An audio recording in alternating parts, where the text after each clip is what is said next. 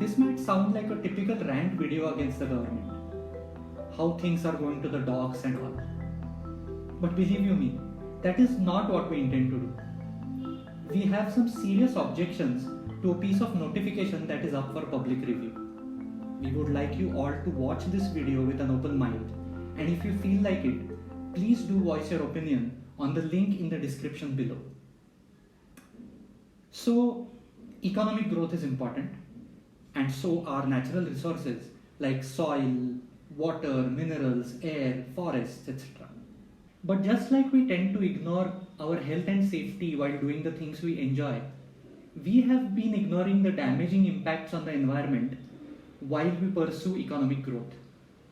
A balance between environmental protection and economic growth is crucial. That is where the MoEFCC comes into picture. It has to ensure that all infrastructure and development projects have to be undertaken without compromising environmental safety and without causing irreversible damages to the natural resources.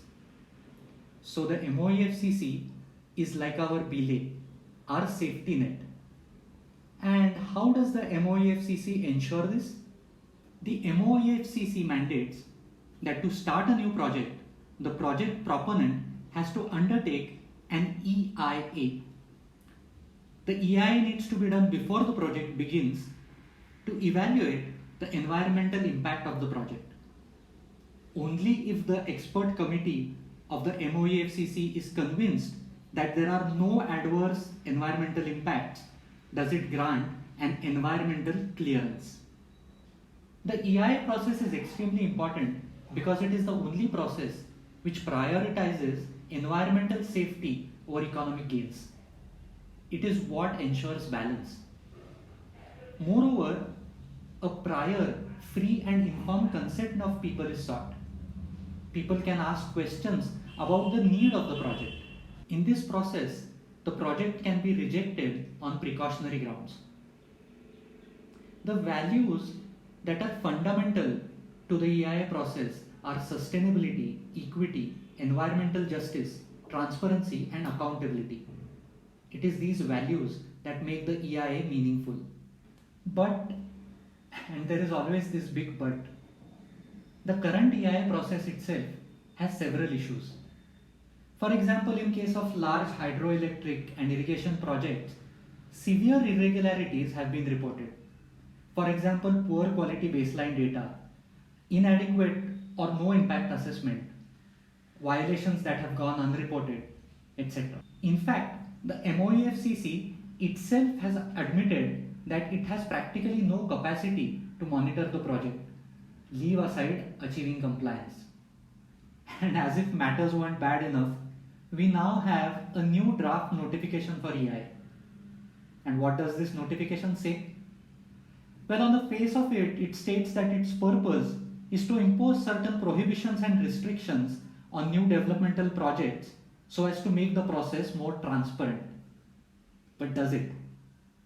To begin with, the project categories have been changed so that a significant number of new developmental projects will completely escape the environmental clearance process. Secondly, cumulative impact assessment has been made non-mandatory. All projects will be assessed individually. Individual projects could have a small footprint, which could be misleading. A large number of such small projects in the same region could have a much larger impact, and yet their cumulative assessment is non-mandatory. Now, as per the existing practice, the expert appraisal committee can ask for additional studies so as to understand the nuances of environmental impact. Such additional studies have been explicitly discouraged. Furthermore, the EAC members themselves could have severe conflict of interest. However well-meaning, these members would typically be bureaucrats, technocrats, project proponents from previous projects, but not having any environmental credential. Imagine how much faith you would have on a workplace sexual harassment committee if it had no women on it. Additionally, as per the notification, the public consultation can be cancelled owing to local situation. So, for example, if the people are protesting against a proposed project, that itself can be used as an excuse to cancel public hearing. Isn't it a gross violation of rights? Compliance and monitoring have been further weakened. Once the EC is granted, it exists for the entire lifetime of the project without any review. Thus, if the project is found to be damaging after being operational, the environmental clearance cannot be revoked. Further, the notification implies that if there is violation of the EC process and the affected people report it, its cognizance might not be taken. And to top it all, the MOUFCC is willing to give post facto clearance in interest of environment.